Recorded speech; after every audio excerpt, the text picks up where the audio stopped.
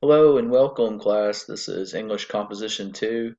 I'm your instructor, Bradley Pierce, and this video is going to be a brief tour through how to navigate through the course. So you'll notice that the page that you enter onto, the home page, is our announcements page. You will always see this banner at the top with some navigation instructions, just reminders. You might enter into the course and there not be a display menu shown. And so this little note up here is just reminding you that you can display the menu just by clicking over here. And then always make sure to read the last announcement. It always orients you into where you need to be during the course for this particular week. As you see here, week 1, there's a checklist that you can click on and it tells you exactly what you need to be doing and where it's located and so on. And this week you will actually start Here under the Getting Started heading. It is also linked in the bottom of the announcement. You'll notice that in your announcements, most of them will have a link at the bottom that you can click and go straight to where you need to be. So we're going to go ahead and go to Start Here. And I am not going to go in detail over the materials here because I'm expecting you to do so yourself. But this is basically just getting you sort of an orientation to the class, what this class is about. Composition 2, we do a theme in Composition 2. Some teachers do literature, some teachers do other kinds of themes, and in this class we do horror fiction. Now don't freak out about that because it's literature related, and so you can read about that here. You'll see this video will be housed right here. It's not there right now because I am making it for the first time right now, but it will be housed here in the future. And then here you see the week 1 checklist again, and it's under the objectives list. So this is everything that you need to be doing this week. And a little reminder, if you're not really comfortable with the online environment, how to submit assignments. Feedback and response time, that's when you can expect to hear back from me either on grades or through email and any questions that you have like that. Etiquette is basically just politeness and manners that are expected in online communication. Rubrics and guide for instructor feedback. This is very important. This lets you know how I grade. And then there's a shortcut link here to all of our tasks that we have to do this week. So that is first week, everything here, and that is in Start Here. Part of your first week expectations are to get comfortable with and read the syllabus and course schedule. So let me take you here real quick. All right, and so this is our syllabus, and this details all of our class policies, um, textbook information, our main writing focus that we're going to be doing in this course, and yes, there is an attendance policy in an online course, just FYI. Classroom behavior, and so on and so on. Late work, this one's very important. Now, the late work policy is tied to a bonus points um, extra credit program that I have in the course. So make sure that you're familiar with this and the bonus points insurance program, I like to call it, because it's a cushion that you get, obviously with bonus points for your grade. Um, all of that is detailed on this page, page 6, so make sure you are acutely familiar with this policy because it will be in place throughout the semester. Make sure you understand the open revision policy, which is in effect in this class, and then additional resources and support. And then pages 8 and 9 are important UAPTC policies, some of which you may find important to you, some of them not. But make sure that you are familiar with this information. For example, there is a plagiarism and an academic integrity policy. This is cheating. So you definitely want to know that because this is individual for my class, or it's very specific to my class. So these, in other words, this is my rule. It may not be the same for every class. So make sure that you are familiar with those policies because you will be held accountable for these policies. And then let's go back. Course schedule. Now, I'm not going to open this, but because the dates are specific to the current semester, so I don't want to confuse anybody by showing you dates. But once you open this, you will see on the front page, the first page is all of our tasks, the points, how it's assessed, um, and then you'll get these readings which are supplemental. This is from your actual textbook, and it's different from the literary works, and I'll talk about that in just a second. And then all of our due dates and activities for every unit that you can keep up with. Okay, so I kind of lied. I am opening it up, aren't I? But just make sure that you understand that these dates are specific to a current semester that I'm recording this video on. So make sure that you are looking at your actual course schedule to make sure that it is in sync with this semester that you are in. But anyway, you can see it's very detailed. Every week we have a task due, and you can see what it is, big or large. All of these are textbook reading, and it's different from the literary works that we focus on in this class. And I'll explain that in a minute. And then on the bottom, just kind of the last page just kind of gives you an explanation of the types of tasks that we do and why we do them. And so that's that. Very important. I would print this off if I were you, so that you could have it forever and keep up with all of our deadlines and tasks. Okay, so the selected literary works master list. Now this is again specific to the current semester, but this just lets you know these during Unit 1. These are the textbook readings. These will be poems, and then below there's a couple of short stories. These are the textbook readings that you need to be familiar with. These are the ones that you need to be reading throughout Unit 1. All of our units last about a month. And so you are responsible for keeping up with these readings because we do have reading quizzes, and also our writing assignments will reference some of the readings. So it's important to be familiar with these readings. In-class media, these are things that will be available in our course shell or for my face-to-face classes in class, and so it's just kind of letting you know to keep up.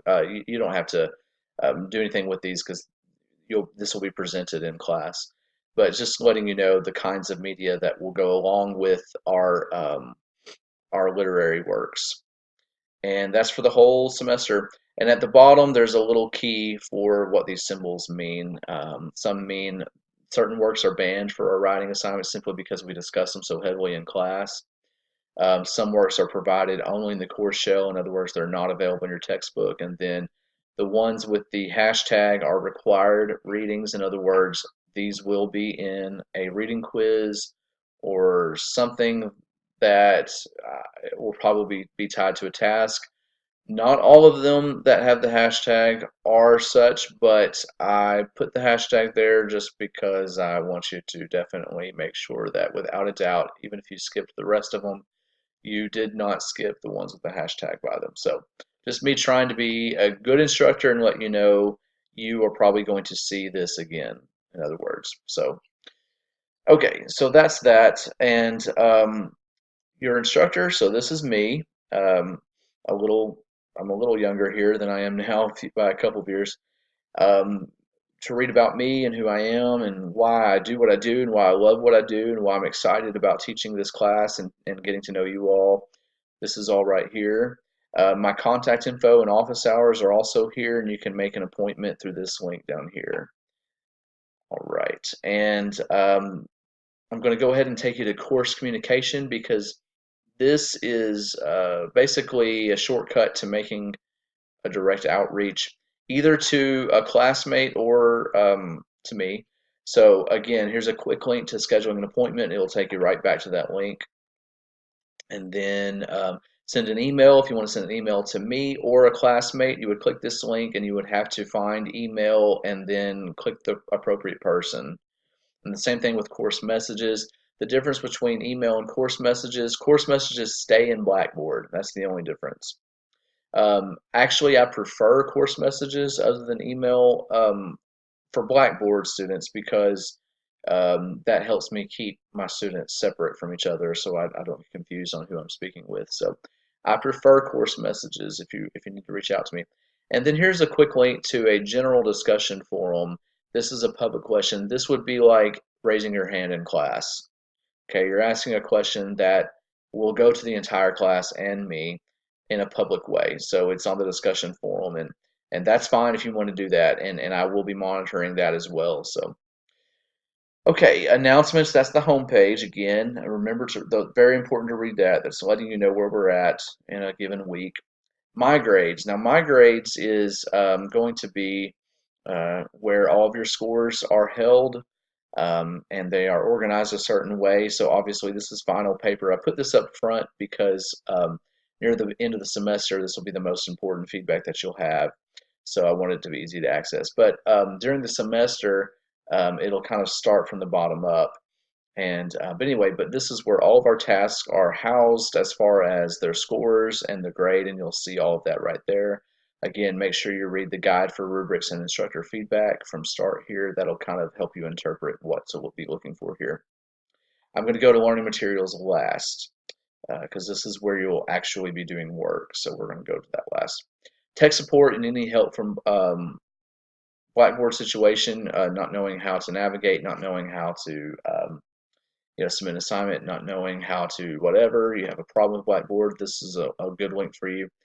Frequently asked questions. This is Blackboard doesn't have a Google function. I think that would be wonderful if there was a search engine up here. You had a question, you could just Google it here, and whatever you needed to find in Blackboard would appear. It doesn't work that way. So what I have created is a frequently asked questions space that you could click, and I would read this first before either posting in the discussion forum or even asking me. I would actually request that you read the frequently asked questions first because most of them can probably be found here, most of your questions. Okay, so now we're going to go to learning materials. Again, this is where you will be doing most of your work. You will see a similar layout throughout the semester, okay? So right now we're at week 1. You'll see a banner just like this, the checklist again. In subsequent units, there will also be another sort of quick link to the literary works that you need to be paying attention to in your textbook during the unit. So there'll be another little, there'll be a checklist and a literary works. And then learning modules. Now for this week, it's a duplicate from Start Here. There's nothing new in here. It looks just the same, as I'll show you, as our Start Here, because that's all we're doing during week 1. But you'll have learning modules in future units that'll be directly linked in learning materials. And this is where you learn how to do the tasks that we're supposed to do for this particular week, whatever that might be. So you always want to start in the learning modules because that will orient you with what we're doing that week and how to do it. And then there will be a separate link for our task, be it a discussion activity, a writing workshop, which is a drafting, of your actual writing, a reading quiz. They will each be linked outside for sort of a quick link. They're also going to be linked in the modules themselves, so they'll be presented in context of a lesson. So that's, if you want to just stick with learning modules to go at it and pace yourself at a timely and a timeliness that I would suggest. I would suggest that you go to the lessons and just do it in context of a lesson, the assignments. I mean, the task. But if you are in a hurry or you've missed some time, you weren't able to log in or whatever, and you just want a shortcut to get straight to whatever the task is, you can just click here and it'll take you to whatever task you're wanting to find and do. Now for this week 1, we also have pre-unit prep. Now this is all review, so this is where you should be at as far as Comp 2 as an entrance level student. So these are things that you should have mastered and learned in Comp 1. Of course, it may have been a while since you've been in Comp 1, so I like to kind of permanently house this here. This will always be at the bottom of the learning material. So if you ever want to refer back to something, be it what rhetoric is, the writing process, which is rough draft, first full draft, editing, things like that. MLA formatting tips, avoiding doing a plot summary and analysis because all we're doing in this class is analysis. So it's very important to know what that is. some basic introductory style citation documentation that you should know by now. All of this is in here. And so I really want you to take the time this week to get comfortable with it. There are no exercises or assignments, but it's always going to be housed here. And so it's just good to have a reference point. The Writing Diagnosis Hub, this is grammar stuff. So if you have trouble with certain areas of grammar, you can come here. I'm going to go ahead and take you inside. And there are specific places that you can either run some exercises that are not housed in Blackboard, but there's not really exercises so much as tips here. So for sentence fragments run-ons, if that's your issue, verb tenses, quotation marks, etc., the most commonly used grammar errors, there's information here and little tips to help you sort of get it. And so this is all here, and I think that it would do you well to get comfortable with that. Again, no exercises for points or anything like that. It's just there to be um, supplemental material if you need it.